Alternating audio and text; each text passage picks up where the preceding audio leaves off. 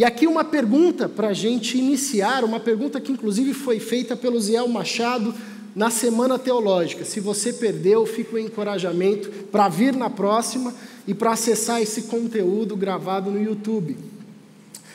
O Ziel Machado, na Semana Teológica, ele fez uma pergunta muito pertinente, tanto quanto provocadora. Ele fez a seguinte pergunta: por que a gente permitiu que a polarização gerasse divisão no nosso meio? Por que a gente permitiu? Por que a gente deixou que a nossa predileção política por partido A ou partido B, por candidato A ou candidato B, falasse mais alto que a nossa comunhão, que a nossa unidade em Jesus Cristo de Nazaré? Não é Ele o nosso Senhor? Não é Ele o cabeça da igreja? Por que a gente colocou outro cabeça como chefe da igreja e não Cristo, a tal ponto de gerar as divisões no nosso meio, as rupturas familiares? Por que a gente permitiu? Onde foi que a gente vacilou? Onde foi que a gente baixou a guarda e se esqueceu que o que define a minha relação de irmandade com o meu irmão e a minha irmã não são as predileções políticas ou em quem votamos, mas é Jesus Cristo de Nazaré? E a partir desse tema e dessa pergunta, eu quero propor uma primeira reflexão para essa manhã, a partir desse tema, a ceia do Senhor e a superação das divisões. Como é que a gente pode pensar, e esse vai ser um tema recorrente na série, como é que a gente pode pensar caminhos para superarmos as divisões? E como é que a ceia, nada melhor do que iniciarmos esse momento com a ceia, como é que a ceia nos aponta um caminho para essa superação? A gente vai ter aqui uma pré-introdução, semana que vem a gente vai aprofundar ainda mais nesse tema, mas eu quero lembrar aqui de uma história que eu ouvi do pastor Paulo Solonca. Se eu não me engano, ele era do Sul, né? Pastoreava lá, e ele contou uma experiência que ele passou quando ele era mais jovem, numa igreja que ele frequentava, muito tradicional, uma igreja bem tradicional, e na celebração de ceia, essa igreja tinha um costume de celebrar a ceia servindo o suco de uva em 2 cálices. Um cálice ia para a ala da direita e outro cálice ia para a ala da esquerda. Então, cada membro pegava esse mesmo cálice, tomava um pouco, um diácono ia atrás e limpava o cálice, né? E passava para o outro, e o outro tomava. Isso bem antes da pandemia, tá, gente? Muito, muito antes. Até que um cara que estava participando dessa igreja, né, membro também, olhou depois de um tempo e falou: cara, isso é muito estranho. E ele propôs para o pastor, falou: pastor, por que a gente não faz o seguinte? Ao invés de usar 2 cálices, né, que é meio anti-higiênico, não é tão prático, vamos fazer um monte de cálice, cada um toma num cálice individual. O pastor falou: ok, vou levar para o presbitério. Uma ideia simples, coisa simples de resolver, levou para o presbitério, era uma igreja muito tradicional, e um tema que era para ser simples virou uma discussão no presbitério. Não pode, o que é isso? Onde já se viu? É a igreja invadindo o mundo, enfim, né? E chamaram esse membro que deu a ideia para conversar com o presbitério, né? E o cara foi lá morrendo de medo, falou: não, eu só queria ajudar. E o presbitério falou: não pode, a nossa igreja, ela é a igreja que serve a ceia em 2 cálices, porque quando Jesus foi instituir a ceia, o texto diz que ele pegou o cálice, era um cálice, então não pode ser vários cálices, tem que ser um cálice só. Aí o membro falou assim: não, legal, mas aí já está errado, porque são 2 cálices aqui, né? O texto diz vocês tentaram ser literal com o texto, mas já erraram que foi plural. E aí deu um nó, um quebra-pau, cálice para lá, cálice para cá, teve que chamar a igreja toda para a assembleia, para votar o que seria feito. E a pauta da votação era se aquela igreja, daquela assembleia em diante, seria a igreja que ia servir a ceia em um cálice só, ou se continuaria servindo a ceia em 2 cálices. Ou seja, nem a ideia do cara de vários cálices entrou na pauta, né? Bom, aconteceu que eles não chegaram no consenso e a igreja rachou. Quem ficou, celebrando a ceia em 2 cálices. E quem saiu, fundou uma igreja que celebrava a ceia em um cálice só. Né? Parece assim, você fala, não é possível, né? Isso é história de filme. Como é que uma igreja vai se dividir por um negócio tão pequeno, né? Mas, infelizmente, a gente se divide por coisas tão pequenas e tão banais. E parece que a divisão, as rupturas, elas acompanham e assolam a vida da história da igreja. A gente tem rupturas na nossa história teológicas, por temas que a gente nunca vai conseguir definir, porque parece que é da vontade de Deus que sejam temas que ficam em mistério, em aberto, né? A gente tem rupturas por questões estéticas, por questões litúrgicas, por música. A gente tem rupturas recentemente por questões políticas, por candidato A, candidato B, enfim. Isso não é só de hoje, isso também acompanha a história da igreja desde o seu nascedor. E eu quero compartilhar e convidar você a ler comigo o texto de 1 Coríntios, capítulo 11, do verso 17 ao verso 34. 1 Coríntios, capítulo 11. Nesse primeiro momento, eu convido você a acompanhar a leitura desse texto na sua Bíblia, no seu celular, enfim, e depois eu vou projetando pouco a pouco o texto. 1 Coríntios, capítulo 11, do verso 17 ao verso 34. Enquanto você vai abrindo, quero reforçar um aviso. Ao longo dessa semana, a gente vai ter as devocionais diárias produzidas pelo Israel, que vão ajudar a gente a aprofundar o olhar sobre esse tema. Então, entra no aplicativo da Ibaviva, enfim, se você quiser saber onde é que estão as devocionais, você pode perguntar para o Israel também. Para você ouvir, acompanhar, é um tempo para você aprofundar o seu olhar dentro desse tema que nós estamos trazendo. O texto diz assim, 1 Coríntios, capítulo 11, verso 17. Entretanto, nisto que vou lhes dizer, não os elogio, pois as reuniões de vocês mais fazem mal do que bem. Em primeiro lugar, ouço que quando vocês se reúnem como igreja, há divisões entre vocês. E até certo ponto eu creio, pois é necessário que haja divergências entre vocês, para que sejam conhecidos quais dentre vocês são aprovados. Quando vocês se reúnem, não é para comer a ceia do Senhor, porque cada um come sua própria ceia sem esperar pelos outros. Assim, enquanto um fica com fome, outro se embriaga. Será que vocês não têm casa onde comer e beber? Ou desprezam a igreja de Deus e humilham os que nada têm? Que lhes direi? Eu os elogiarei por isso? Certamente que não. Pois recebi do Senhor o que também lhes entreguei, que o Senhor Jesus, na noite em que foi traído, tomou o pão e tendo dado graças, partiu e disse: isto é o meu corpo que é dado em favor de vocês. Façam isso em memória de mim. Da mesma forma, depois da ceia, ele tomou o cálice e disse: este cálice é a nova aliança no meu sangue. Façam isso sempre que o beberem em memória de mim. Porque sempre que comerem deste pão e beberem deste cálice, vocês anunciam a morte do Senhor até que ele venha. Portanto, todo aquele que comer o pão ou beber o cálice do Senhor indignamente será culpado de pecar contra o corpo e o sangue do Senhor. Examine-se cada um a si mesmo, então coma do pão e beba do cálice, pois quem come e bebe sem discernir o corpo do Senhor, come e bebe para a sua própria condenação.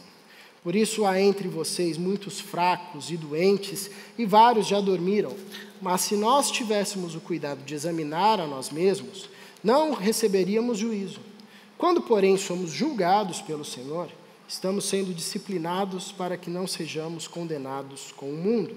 Portanto, meus irmãos, quando vocês se reunirem para comer, esperem uns pelos outros. Se alguém estiver com fome, coma em casa, para que quando vocês se reunirem, isso não resulte em condenação. Quanto ao mais, quando eu for, lhes darei instruções.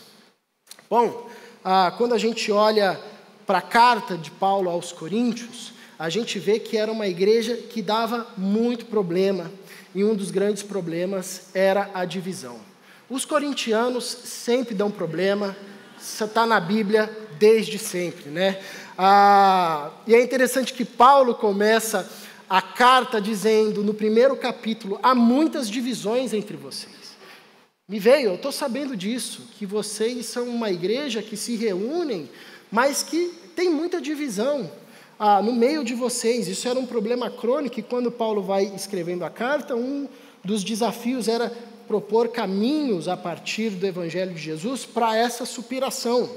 E aqui é interessante que no capítulo 11, 12, nesses dois capítulos, né, engatando ali para o capítulo 13, mas no capítulo 11 e 12, a gente consegue destacar pelo menos 3 divisões que assolavam ali a igreja de Corinto, nesses 3 capítulos. Uma primeira divisão que era motivo de rixa e de briga e de partidarismo era a questão do gênero, homem e mulher. A gente vê isso logo no começo do capítulo 11, ali no contexto de adoração. Qual era o papel de cada um? E isso era um motivo que poderia e vinha a ser, por vezes, um desafio para a igreja superar.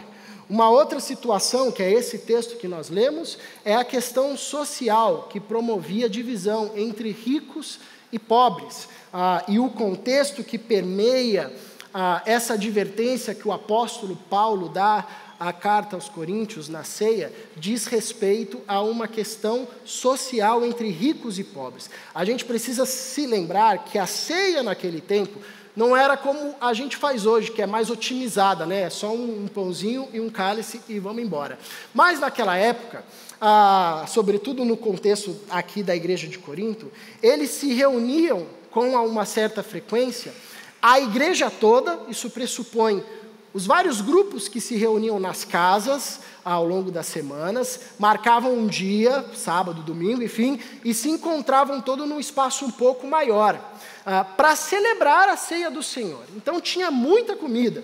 Eles antes se reuniam para comer, tinha uma ceia mesmo, um alimento, entrada, prato principal, sobremesa, e depois eles iam para a ceia. E essa semana eu estava conversando com o Israel ali, tendo uma aula particular, ele lembrando do contexto romano, que naquela cultura a mesa e a disposição dos convidados à mesa era feita a partir da sua posição social. Então, os mais ricos ocupavam os primeiros lugares. Os mais ou menos classe média lá estavam nos outros lugares. E os mais pobres não tinham, às vezes, local à mesa, às vezes sentavam num quartinho ou comiam fora. Quando comiam, pegavam o resto da comida que também era servida por ordem de prioridade. Essa era a lógica cultural do Império Romano, do contexto helênico, e também na cidade de Corinto. O problema que Paulo acusa é que essa igreja estava reproduzindo uma cultura externa num momento de ceia que deveria inspirar uma outra cultura. Uma outra lógica. Então você tinha uma divisão também entre ricos e pobres. Os pobres que iam participar dessa celebração saíam humilhados, não sobrava comida para eles, saíam famintos. Paulo diz que tinha gente que se embriagava, inclusive, para você ver o contexto maluco. No capítulo 12, você tem um outro tema que gerava divisão, que é a questão dos dons. Eu tenho um dom maior, você tem um dom menor, eu sou mais espiritual, você é menos espiritual, enfim. O meu dom é mais poderoso, o seu dom não tem poder nenhum. Em 2 capítulos a gente pode destacar pelo menos 3 motivos de divisão, relacionados principalmente à questão cultica, à questão da celebração. Bom, isso há 2000 anos atrás. Hoje não é muito diferente, talvez os temas sejam diferentes. Talvez a gente não tenha, na nossa comunidade de fé, uma questão de divisão entre homens e mulheres, pelo menos de forma aparente. As mulheres têm o seu espaço, sua liberdade, os homens têm o seu espaço, sua liberdade, enfim, um potencializando o outro. A questão social de ricos e pobres, também, aparentemente, até onde eu consigo ver, não é um ponto que gera ruptura. A gente não faz segregação aqui, os ricos desse lado, os pobres desse lado. A nossa igreja é uma igreja que tem muita gente rica, mas a grande maioria é de gente que não é rica, que está aí lutando diariamente, vendendo almoço para comprar janta, enfim. E a gente vive aqui, se relaciona harmonicamente, não há uma distinção. A questão dos dons também não é um problema para a gente, não fica dizendo, eu tenho esse dom, eu sei falar em línguas, eu curo. Também não consigo ver isso pastoralmente. Mas tem outros temas que são motivos de divisão para nós. Polarização é um tema. Eu sou de esquerda, eu sou de direita. Eu votei em A, eu votei em B. A questão do individualismo. Eu estou aqui na Ibaviva, mas não quero compromisso com nada nem ninguém. Eu vim aqui adorar o meu Deus, para ouvir uma palavra para mim, para que Deus me abençoe. Meu irmão que se lasque. Enfim, os temas mudam, mas eles estão por aí. É interessante que, para aquele contexto, Paulo traz um antídoto que continua sendo um antídoto para hoje. No capítulo 13, Paulo propõe um caminho de superação, um caminho sobremodo excelente, que é o amor. E o apóstolo Paulo vai nos falar, olha, você pode ser rico, você pode dar todo o seu bem, seus bens aos pobres, você pode falar a língua dos anjos, dos homens, pode curar, pode fazer o que for, mas se não tiver amor, isso que você faz não vale de nada, porque tudo vai passar. Riquezas, dons, construções, a esperança e a fé, que são elementos basilares da caminhada com Jesus. Paulo diz, isso aí também vai passar. A única coisa que fica daqui para a eternidade é o amor. Então o antídoto lá continua sendo o antídoto cá também. E nesse primeiro momento eu quero te convidar a um tempo de oração. A partir de uma pergunta, como é que você se posiciona ou tem se posicionado comunitariamente, familiarmente, diante das divisões, diante dos temas que provocam divisões? Como tem sido o seu posicionamento? Você é aquele que gosta de um fogo no parquinho, que pega a pipoca e senta e vê, eu quero ver o negócio pegar fogo. Você é aquele que põe mais lenha na fogueira. Você é aquele sujeito que se movimenta com ódio no coração e diz, é isso aí, se não leu, não escreveu não leu como eu escrevi, não tem parte comigo. Seu coração transborda de ódio, de rivalidade, de facção. O seu negócio mesmo é marcar o seu posicionamento ideológico, político, seja ele o que for. É assim que tem se movimentado o seu coração diante das divisões? Ou você tem sido omisso? Não, esse negócio não é comigo, eu não vou fazer nada. Fingir que eu não vi. Que é tão errado quanto. O caminho proposto por Jesus para os seus discípulos é lutarem, se engajarem pela unidade, para manterem a unidade no vínculo da paz. Isso requer um coração que transborda amor, um coração que abraça o ministério da reconciliação. Se você não está abraçado com a bandeira da reconciliação, então a sua bandeira é a mesma da divisão. Porque só há uma bandeira a qual os discípulos de Jesus interessa abraçar, interessa fincar na história, que é a bandeira da reconciliação, que Deus está reconciliando todas as coisas em Cristo Jesus, não levando em conta os nossos pecados de outrora, mas derrubando o muro da divisão e fazendo de dois povos um único povo, o povo do nosso Senhor Jesus Cristo de Nazaré. Convido você a um tempo de oração, colocando o seu coração diante de Deus. Onde você está nesse momento? Qual bandeira você tem fincado? Que movimenta os seus passos? Que movimenta a sua fala? O que movimenta o seu teclar nas redes sociais? O segundo tema que nós encontramos nesse trecho diz respeito ao ambiente. Uma das falas do apóstolo Paulo, uma advertência. As reuniões de vocês fazem mais mal do que bem. A reunião de vocês mais fazem mal do que bem. Essa é uma advertência séria. A reunião pode ter cara de culto, formato de culto, música de culto, cheiro de culto, e não ser um culto, e não ser uma celebração, e não ser um encontro de adoração. Pode fazer mais mal do que bem. Entretanto, nisso que vou dizer, não os elogio. Paulo vinha dando alguns elogios àqueles irmãos, mas quando chega para falar acerca da celebração que envolvia a ceia do Senhor, Paulo diz, olha, aqui não tem como elogiar vocês. Pois as reuniões de vocês mais fazem mal do que bem. Em primeiro lugar, ouço que quando vocês se reúnem como igreja, há divisões entre vocês. E até certo ponto eu creio.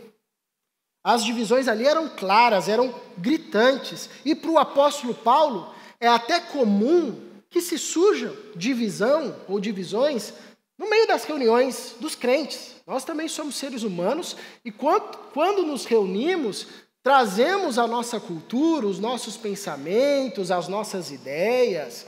Bom, o chamado da fé cristã, em termos de vivência, não é um chamado para uniformidade. Todo mundo vai se vestir igual, todo mundo vai pensar igual, todo mundo vai falar igual. Não, a gente entende que no corpo de Cristo há espaço para diversidade, dentro do que a Bíblia nos estabelece como limite.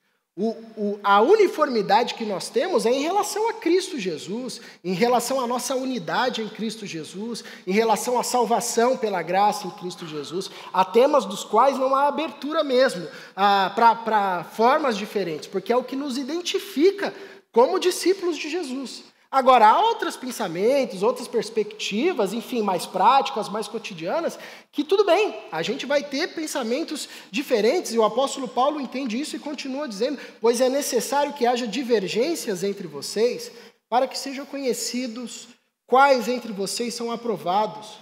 Quando vocês se reúnem, não é para comer a ceia do Senhor. Interessante que a palavra de divergência aqui é a palavra heresia, né? Há muitas heresias entre vocês. Essa palavra para nós tem uma conotação ruim hoje, mas naquele contexto era divergência de pensamento. O apóstolo Paulo diz, quando vocês se reunirem, onde se reunir mais do que uma pessoa, vai ter divergência. E isso é normal. E é uma oportunidade. Os pontos de divergência são oportunidades para testarmos a nossa maturidade. Pois o problema não é você ter uma divergência política em relação a mim. Não é você ter uma predileção a candidato A ou B diferente do seu irmão. O problema é por que a gente não consegue sentar e conversar civilizadamente? Porque pelo fato de você ter uma posição contrária à minha, eu preciso rotular você, inferiorizá-lo, diminuí-lo, desrespeitá-lo, achincalhá-lo, cancelá-lo. A gente não consegue sentar e falar, calma aí, vamos ver até que ponto a gente consegue caminhar junto. Pode ser que a gente identifique, olha, aqui não dá. Realmente, isso aqui diverge com o evangelho, não tem como. Então Paulo olha para aquela situação de divergência e não toma um susto como uma criança despreparada. Ele diz, é normal, gente, vocês vão se reunir, essa é uma, vão ter várias. Agora, a forma como vocês atuam e agem diante das divergências vai dizer muito do caráter cristão. Vai dizer muito da relação de vocês com Jesus. Porque da mesma forma que as nossas reuniões podem ter cara de crente, jeito de crente, cara de culto, jeito de culto, estrutura de culto, liturgia de culto e não ser um culto, nós também podemos ter cara de crente, jeito de crente, falar como crente e não ser crente. E nos momentos de ruptura é que a gente vai ver quem está fincando bandeiras de reconciliação, quem tem sido promotores de divisão. O apóstolo Paulo continua, porque cada um come a sua própria ceia sem esperar pelos outros. Assim, quando um fica com fome, outro se embriaga. Será que vocês não têm casa onde comer e beber? Ou desprezam a igreja de Deus e humilham os que nada têm? Que direi? Eu os elogiarei por isso? Certamente que não.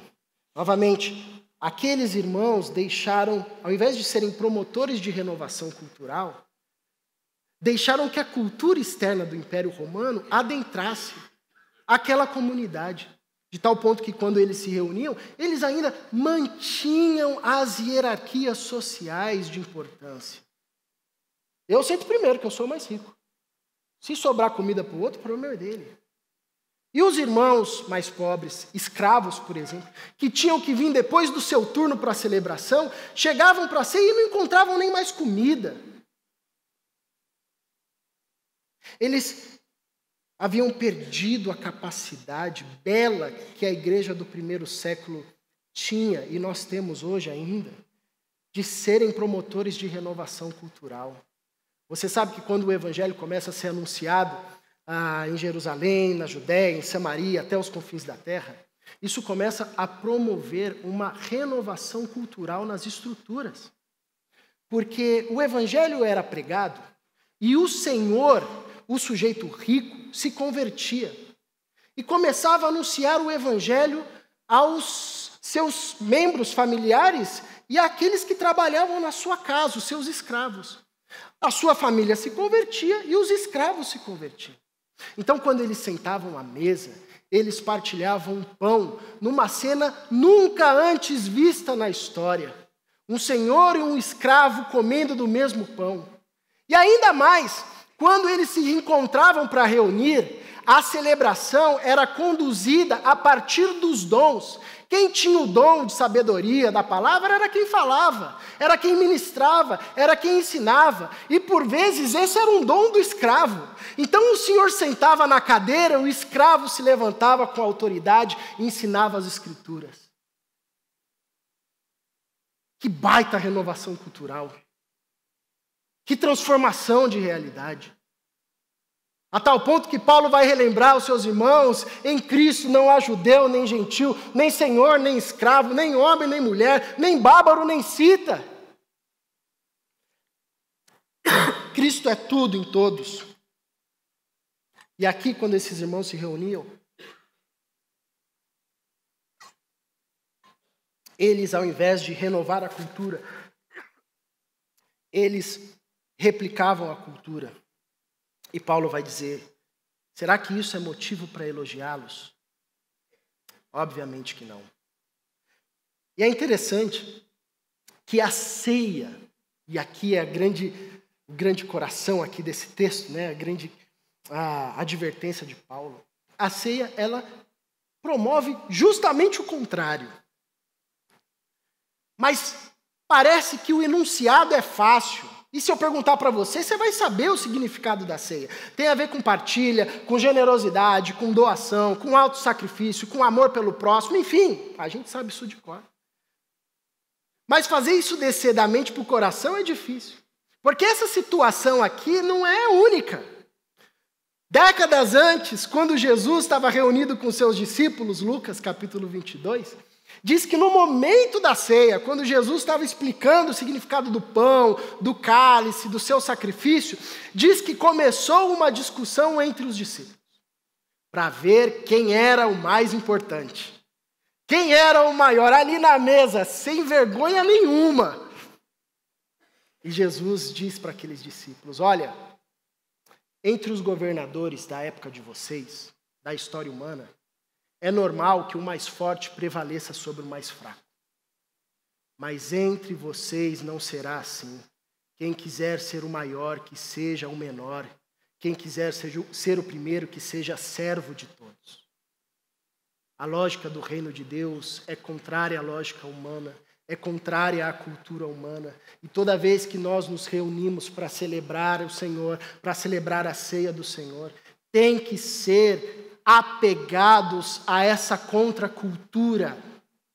Não dá para comer o pão e beber o cálice se nós ainda estivermos comprometidos com a cultura romana, com a cultura de queda, com a cultura pagã, com a cultura que segrega, com a cultura que divide, com a cultura que promove divisão. Essa é a advertência do apóstolo Paulo, não façam isso. Você come juízo, bebe juízo para si. Só há um espírito no qual participar desse momento, que é a partir da cultura do serviço. Assim como eu fiz, façam vocês também, diz Jesus depois de lavar os pés dos seus discípulos. E uma das formas que nós temos de servir é por meio da oração. Muita gente pergunta, como é que eu posso servir? Qual que é o meu ministério? Eu quero servir, mas eu não sei cantar. Eu quero cantar, mas eu não sei. O que eu faço? Bom, tem um ministério primário de todo discípulo de Jesus, que é a oração, é a intercessão. Você não precisa de nada, de nenhuma ferramenta, só precisa orar. Quando nós somos encontrados por Jesus, nos encontramos por Jesus, nós recebemos um ministério comum a todos, o ministério sacerdotal. Jesus nos faz sacerdotes. O sacerdote tinha uma função, interceder pelo povo. Essa é a nossa função primária, interceder uns pelos outros. Por isso, nesse momento, eu quero te convidar a um tempo de oração, não sozinho. A gente vai ter outros momentos onde você vai orar pessoalmente, individualmente, mas uma oração comunitária. Primeiro, eu quero dar oportunidade para aqueles que chegaram aqui nessa manhã com o coração apertado. Ou talvez até já identificaram que o seu coração está cheio de ódio ao invés de amor. Ou de angústia. Ou passando por lutas diversas. E precisam de oração. Essa é uma casa de oração e é um costume nosso intercedermos uns pelos outros. Se você precisa de oração, que alguém ore com você, esse é o momento. Vou pedir para você ficar em pé no seu lugar, aqui embaixo ou lá em cima, que algum dos irmãos da nossa igreja vai se achegar a você, alguém que está participando do discipulado, que é líder de pequeno grupo, que exerce liderança aqui na igreja, vai orar por esses irmãos. Então, se você encontrar algum irmão que ficou em pé do seu lado e você participa do projeto de discipulado, é líder, enfim, ora por essas pessoas, se achegue até elas, pergunte o nome e ore junto com elas. Se você necessita nesse momento, nessa manhã, de um tempo de oração, fique em pé no seu lugar, que alguém vai chegar até você. A gente tem gente ali, isso. Vamos nos movimentar nesse sentido. Ok. Isso, se você, com a sua família, pessoalmente, enfim, fique em pé, sem constrangimento. Isso aqui é a casa de oração. Alguém vai chegar até você, vai orar por você, vai servir você por meio da oração. Amém. Lá em cima, se algum irmão, irmã necessitar de oração, sem constrangimento, com coragem, fique em pé, que alguém vai se achegar até você, vai orar por você. E os demais, eu convido a um tempo de oração também. Junta aí 2, 3, 4, mas não é para ficar proseando, não, é para orar. Ora. Sirva uns aos outros com oração, em oração. Maior é o que serve. E o primeiro ato de serviço de um discípulo de Jesus é a oração e a intercessão. Um terceiro tema que nós encontramos nesse texto é sobre a ceia do Senhor, o ensinamento que Paulo quer reforçar, reensinar, trazer àqueles irmãos e que também diz a nós também, movimento de Jesus, em dar graças e partir. Vale sempre ressaltar que a ceia não é uma ideia nossa. Comer do pão, beber do cálice, não foi um negócio que a Ibaviva inventou para ter um culto diferente, mas é uma ordenança de Jesus. Jesus, ao longo do seu ministério, prepara a caminhada com os discípulos, deixa 2 ordenanças à sua igreja. O batismo, que é a marca do novo nascimento, a marca visível, a confirmação pública de fé, e a ceia, que é um memorial constante, uma memória participativa, uma memória ativa de que fazemos parte desse corpo. Na ceia do Senhor, a gente come um pedaço de pão. Antes era um pão maior, você viu aqui em Coríntios, era maior. A gente foi diminuindo, a gente foi ficando mais fit. Eu já falei que um dia vai ser uma coisa sem glúten, né?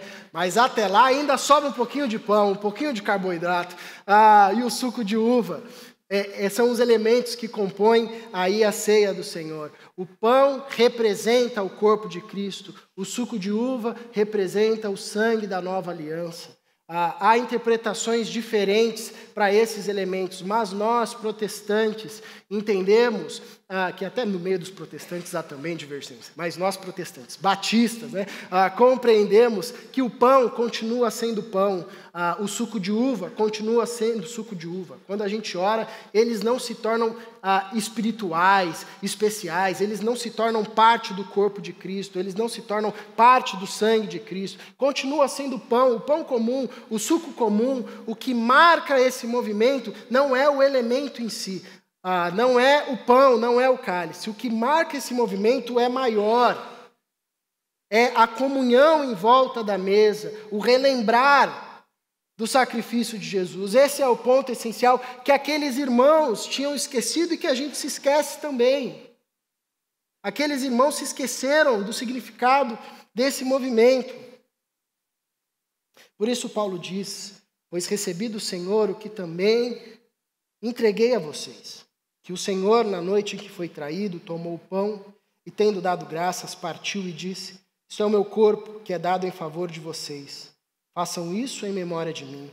Da mesma forma, depois da ceia, ele tomou o cálice e disse: este cálice é a nova aliança do meu sangue. Façam isso sempre que o beberem em memória de mim. Porque sempre que comerem deste pão e beberem deste cálice, vocês anunciam a morte do Senhor até que ele venha. A gente tem aqui o registro mais antigo da ceia. Paulo é o primeiro a escrever o que aconteceu na noite em que o Senhor foi traído, na instituição da ceia. Os evangelhos vieram depois. E é interessante que Paulo destaca algo que só aparece aqui e no evangelho de Lucas, que muito provavelmente bebeu aí da fonte paulina. Paulo diz, depois que Jesus parte o pão e também o cálice, ele diz: façam isso em memória de mim. Mateus e Marcos vai registrar a fala de Jesus dizendo: comam e bebam. Eles não colocam o façam. O apóstolo Paulo adiciona: façam isso em memória de mim. Coloque e acrescenta e dá ênfase nisso, pois repete: façam isso em memória de mim. Fazer isso o quê? Qual é a proposta de Jesus em dar isso à sua igreja? Fazer o quê? Comer o pão e beber do cálice? Obviamente, porque isso compõe o conteúdo da ceia. Mas não é apenas comer e beber, o façam isso é mais abrangente. Diz respeito a todo o movimento, diz respeito ao dar graças, diz respeito ao partilhar. Esse é o meu corpo dado em favor de vós. Esse é o sangue da nova aliança, que também foi derramado por vocês. Façam isso, diz respeito não só a comer e beber o pão e o cálice, façam isso, diz respeito a um compromisso com todo o movimento da ceia, de dar-se pelo próximo. Esse é o compromisso que os corintianos lá atrás tinham destituído da ceia. Comiam o pão, bebiam o cálice, mas não se davam pelo outro, nem no quesito da comida, nem no quesito do esperar-se. Isso num momento de festividade. Quanto mais numa noite de traição, na noite em que foi traído, o Cristo respondeu à traição com amor sacrificial, com doação. Instituiu a ceia nesse ambiente, onde o combo completo é maior do que o pão e o cálice, e anos de teologia, e os teólogos discutindo sobre o que é o pão, sobre o que é o cálice, quem come o pão, quem não come, e a ênfase da ceia é sobre o dar-se. Nunca foi sobre o pão e o cálice, foi sobre o dar-se, pois chegará um dia, espero que não chegue, mas pode chegar que faltará-nos pão, vai nos faltar cálice, mas não pode faltar doação, não pode faltar generosidade, não pode faltar um coração abnegado que dá-se pelo outro. Façam isso em memória de mim. A ordenança que Jesus está instituindo vai muito além do comer o pão e beber o cálice, embora são elementos importantes na nossa celebração. A ordenança que Jesus está instituindo na ceia: amai-vos uns aos outros, assim como eu vos amei. É do amor sacrificial. É do amor que abre mão de comer primeiro para o outro comer. É abrir mão, é o amor que abre mão dos melhores lugares para que o outro ocupe os melhores lugares. É o amor que se doa a sua inteligência e conhecimento, doa o seu tempo, doa os seus recursos, doa do que se tem, doa do que se é. Isso nos coloca diante de uma nova lógica de vida. Pelo menos existem duas lógicas que operam o mundo desde a sua criação, a partir do momento de ruptura.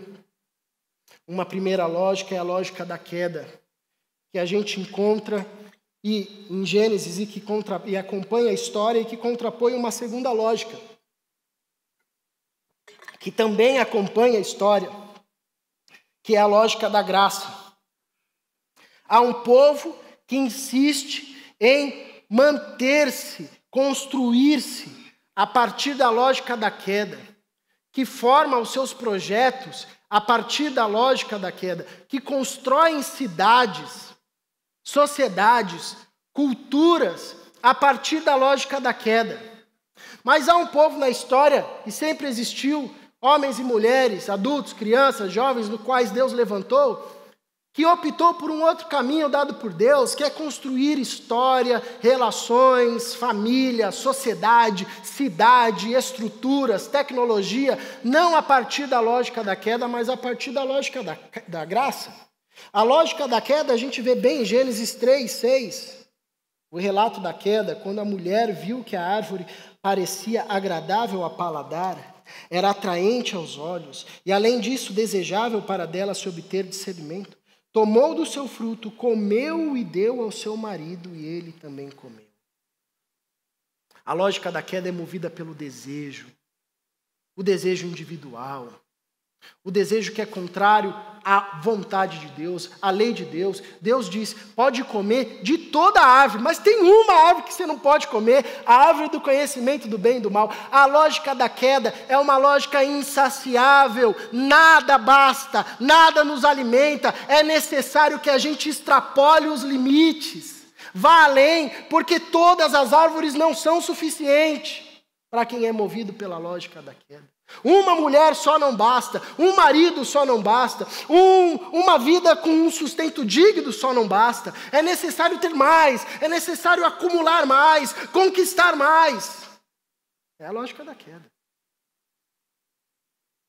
Isso vem movimentando a humanidade, nesse movimento de tomar o alimento, não dar graças, comer primeiro e o que se sobra dá para quem vem depois. Esse é o movimento que produz aqui. Agora, a graça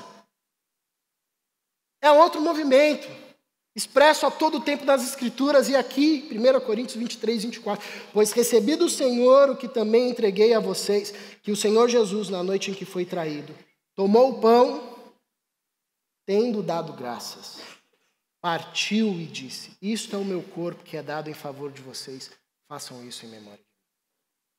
Esse é o movimento que Deus escolheu para renovar a cultura.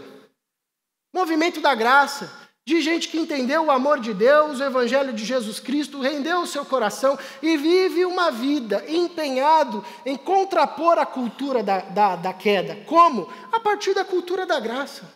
O que vem à minha mão, eu dou graças ao Pai. Primeiro, coloco Deus na história. Senhor, isso aqui veio pelo Senhor, é dádiva do Senhor. Como é que o Senhor quer que a gente faça isso? Como é que o Senhor quer que a gente administre isso? Como é que o Senhor quer que a gente resolva isso? Como é que o Senhor quer que eu fale? Como é que o Senhor quer que eu atue? Me fala, Senhor, porque eu só vou dar um passo a partir do teu direcionamento. Senta aqui na mesa com a gente. É isso que acontece quando a gente dá graças. A gente está chamando Deus para a história, está falando, Senhor, guia aí. E além de dar graças, partilha primeiro. Dá ao outro primeiro. E depois pega para si.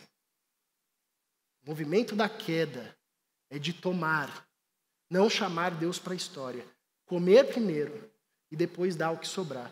O movimento da graça é pegar, colocar diante de Deus, partilhar. Esse é o movimento que compõe o conteúdo central da ceia, da qual Paulo está relembrando aqueles irmãos, conteúdo que foi esquecido.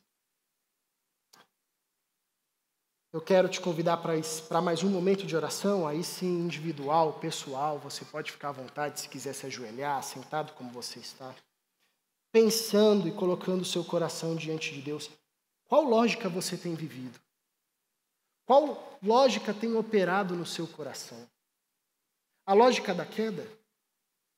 Você tem replicado esse mesmo movimento de tomar, seja lá o que for, o seu tempo, o seu dinheiro, suas habilidades, seu conhecimento, o seu posicionamento político, a sua ideologia, seja lá o que for, pegar, não chamar Deus para a história, não perguntar, Senhor, o que eu faço com isso?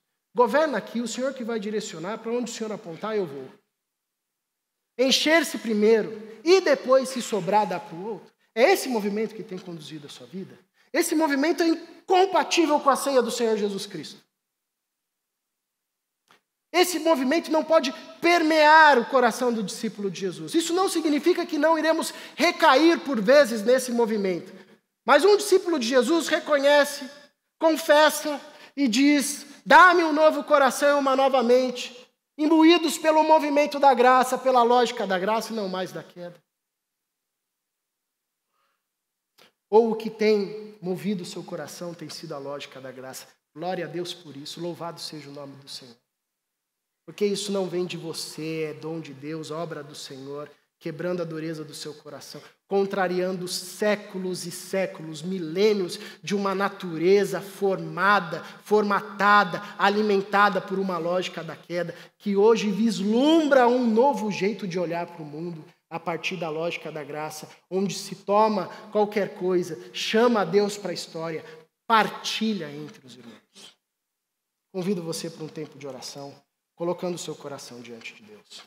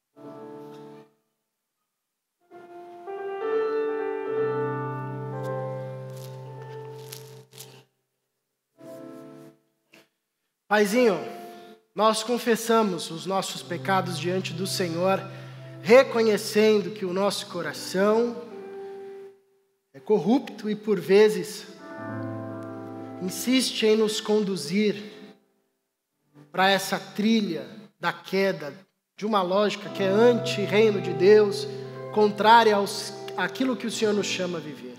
Perdoa-nos, Senhor. Reconhecemos a nossa pequenez e a nossa dependência do Senhor, de Ti, do Teu poder atuando em nós. Renova a nossa mente, nosso coração, nossas ações, nosso falar, pensar, agir, enfim. Que tenhamos impregnado no nosso ser a lógica da graça, de dar graças, de partilhar, de chamar o Senhor para a história, para o governo da nossa vida. E nesse movimento, sejamos reconhecidos como gente que renova a cultura, uma cultura marcada pela morte, agora por meio de homens e mulheres comprometidos com a graça, que experimenta a vida do Senhor. Em nome de Jesus. Amém. Louvemos ao Senhor mais uma vez, meus irmãos. E por fim, um último tema que nós podemos destacar nesse texto é sobre o coração. Nosso interior, nossa vida. A ceia é um chamado para o autoexame. Examine-se cada um a si mesmo. A ceia é um olhar para o nosso interior, para o nosso coração e para o nosso exterior, para a forma como nós temos vivido o discipulado com Jesus. A ceia, comer do pão e do cálice, esse movimento que Jesus institui à sua igreja, não é um movimento batista. Essa não é a mesa dos batistas. Essa é a mesa dos discípulos de Jesus Cristo. Para aqueles que creem em Jesus Cristo, reconhece-o como o seu Senhor e Salvador, se reconhece como um discípulo de Jesus. É para esse que a ceia faz sentido. Para aqueles que não creem, é mais um momento. Não entendo, vou lá, o pessoal sempre come um pãozinho, um suco, enfim. Não tem um significado, um conteúdo. Mas, se eu creio, então, em Cristo e me reconheço como discípulo, seguidor de Jesus, estou sob o ensino de Jesus, isso significa que existe um jeito certo de participar dessa celebração. E esse é o ensinamento, a advertência final de Paulo. Hoje, vocês acham que vocês estão o quê? Na casa da mãe Joana? Isso aqui é a igreja de Deus. Isso aqui é a reunião solene, é o ajuntamento dos salvos em Jesus Cristo. Tem um jeito certo. Isso aqui é a ceia do Senhor. Tem um jeito certo de comer o pão, tem um jeito certo de tomar o cálice. E Paulo não está se referindo em relação à etiqueta. Tem que tomar o cálice com o dedinho levantado. Não. Paulo não está se referindo à forma. Porque pode ter cara de culto, cheiro de culto, música de culto e não ser um culto. Paulo está se referindo ao conteúdo, àqueles que creem em Cristo e participam dessa mesa, desse momento como discípulo de Jesus. Há um jeito certo de participar. E qual é esse jeito certo? Paulo vai nos dizer e apontar alguns caminhos, algumas respostas. Portanto, todo aquele que comer o pão ou beber o cálice, ou beber do cálice do Senhor indignamente, será culpado de pecar contra o corpo e sangue do Senhor. Examine-se cada um a si mesmo, e então coma do pão e beba do cálice. Pois quem come e bebe sem discernir o corpo do Senhor, come e bebe para a sua própria condenação. Por isso há entre vocês muitos fracos e doentes, e vários já dormiram. Mas se nós tivéssemos o cuidado de examinar a nós mesmos, não receberíamos juízo. Quando, porém, somos julgados pelo Senhor, estamos sendo disciplinados para que não sejamos condenados com o mundo. Esse é um ótimo texto para você agarrar o Israel no final da celebração e fazer 30 perguntas teológicas para ele. Fica a dica. Mas, no geral, Paulo está dando uma advertência muito simples. Existe um jeito certo de celebrar a ceia do Senhor. E para aqueles que são discípulos de Jesus, que participam desse momento de forma leviana, sem considerá-lo, isso implica em antecipação do juízo de Deus para si. Isso implica em condenação, que inclusive pode ser até física. E Paulo diz, alguns de vocês estão doentes, e não é uma doença qualquer, é porque não consideram o corpo de Cristo.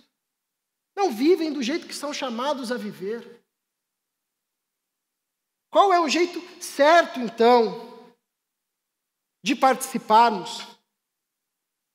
Indigno aqui é a palavra inadequada. Qual a forma inadequada e qual a forma adequada de participarmos? Paulo traz algumas respostas. A forma inadequada, por exemplo, de participarmos desse momento é participarmos como se fosse um rito qualquer, desprovido de qualquer conteúdo. A fé cristã tem memoriais e ritos, mas não é ritualística.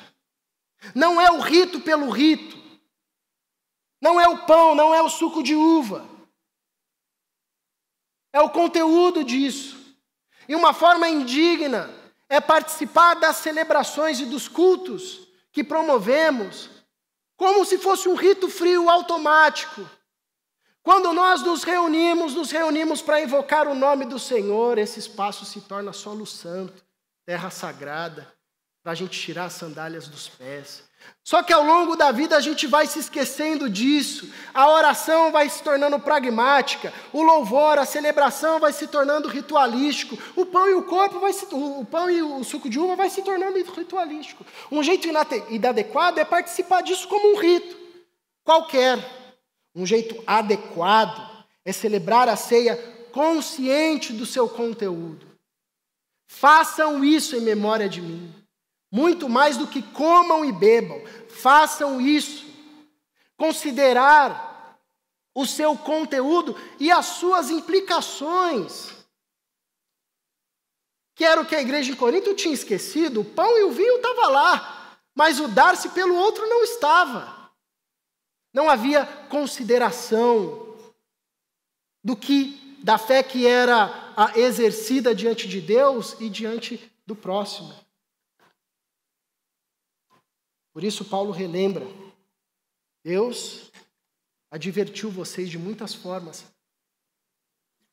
para lembrá-los desse conteúdo e dessa forma adequada. Uma outra forma adequada de participar desse momento, Paulo continua dizendo: portanto, meus irmãos, quando vocês se reunirem para comer, esperem uns pelos outros. Se alguém estiver com fome, coma em casa, para que quando vocês se reunirem, isso não resulte em condenação. Uma forma inadequada de participar é desassociar isso da comunhão, da minha vida em comunhão, da minha vida em comunidade, de um chamado para o corpo, como nós já vimos anteriormente. Uma forma adequada é considerando a unidade e a comunhão, esperando uns pelos outros. Não dá para comer do pão e beber do cálice. Elementos que nos lembram a maior expressão de amor, com o coração cheio de ódio, fincando bandeiras de facção e de divisão. Isso é loucura. Isso é insanidade. O apóstolo Paulo vai dizer: não façam isso. Vocês estão tentando ao Senhor. Vocês estão promovendo um corpo partido.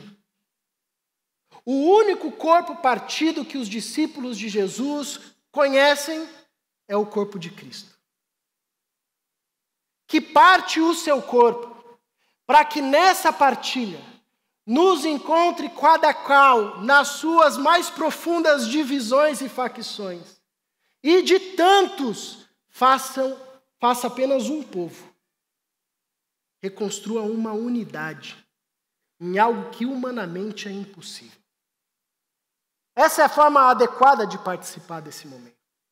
Consciente desse conteúdo e das suas implicações, por isso, diante disso, eu me coloco em arrependimento diante de Deus. Tem alguns irmãos que falam: pastor, essa semana eu não tomei ceia porque eu estava em pecado.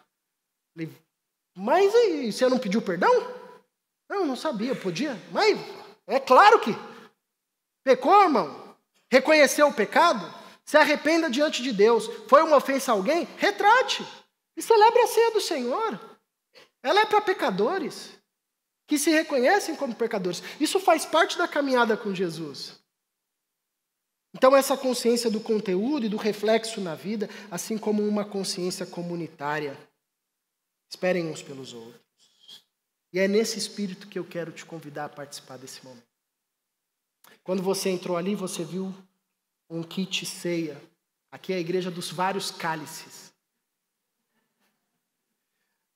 Então, se você não pegou um e vai participar desse momento com a gente, levanta uma das suas mãos, o serviço de entrega vai passar aí no seu endereço. Fica com a mão levantada até você receber. Agora, se você pegou um e falou: tá meio difícil de participar disso aí hoje, hein? O coração tá cheio de ódio. Para mim isso aí é um rito sem nenhum significado, nem sei mesmo se eu creio em Jesus. E outro: não, eu creio, mas para mim a fé é só eu e Deus mesmo. Fica com a sua mão levantada aí.